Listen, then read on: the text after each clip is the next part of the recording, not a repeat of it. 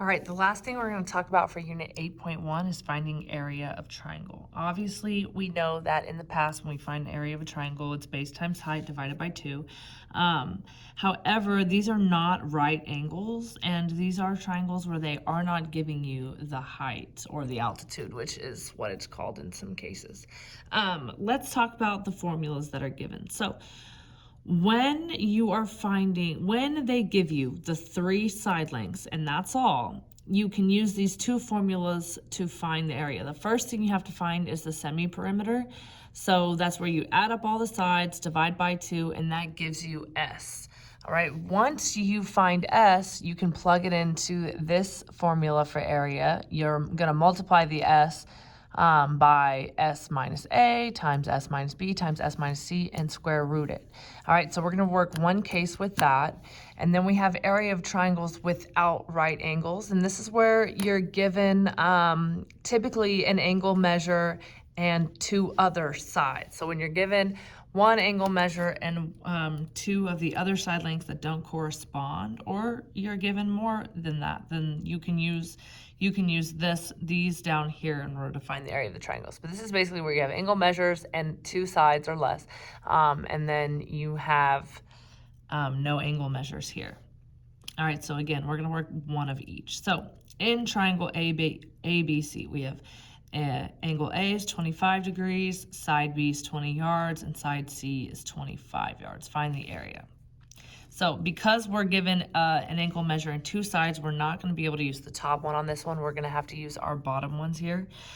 They've given us BC and the angle measure A. So we're actually going to end up using this one here. Area is equal to 1/2 times B times C times sine of A. And I kind of just like to make things look a little nicer that way.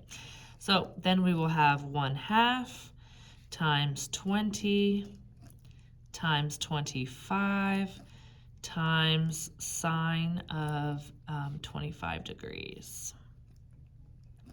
All right, we can simply plug this into the calculator to find our angle measure, which is what I'm going to do right here. 25 or 1/2 times 20 times 25 times sine of 25.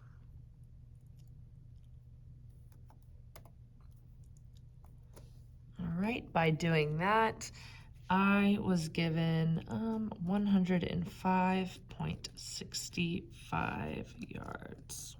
And that's what I'll do. I mean, it'll be yards squared.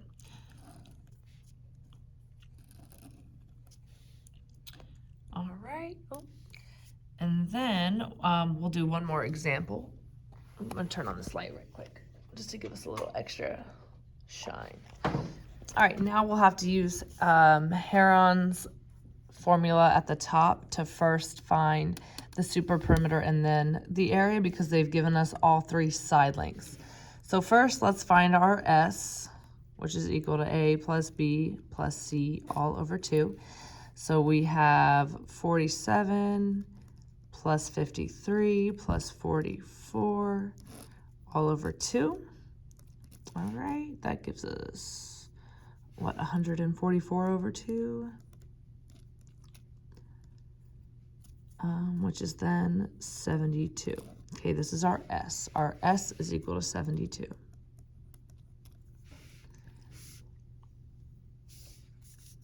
All right, then we have our area. Area is equal to, and again, I'm just going to write out the formula. I like to kind of just look at it and plug things in as we go. S minus A, S minus B times S minus C. All right, so then we have square root, big long square root of 72 times 72 minus 47 times 72 minus 53, and this will look a lot nicer if we subtract all that, and then 72 minus 44.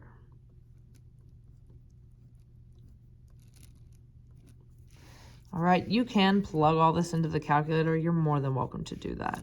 But I'm gonna just kind of go step by step and kind of just keep going through the motions of showing. So we have 72 minus 47. So that'll be 25. And then we have 72 minus 53. That'll be 19. It's 6 less.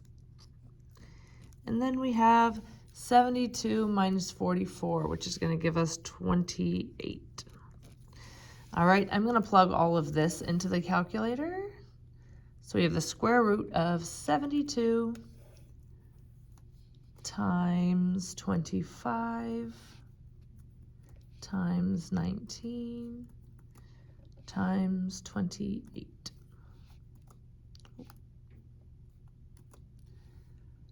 All right, and that gives us our A, which is equal to 978.57.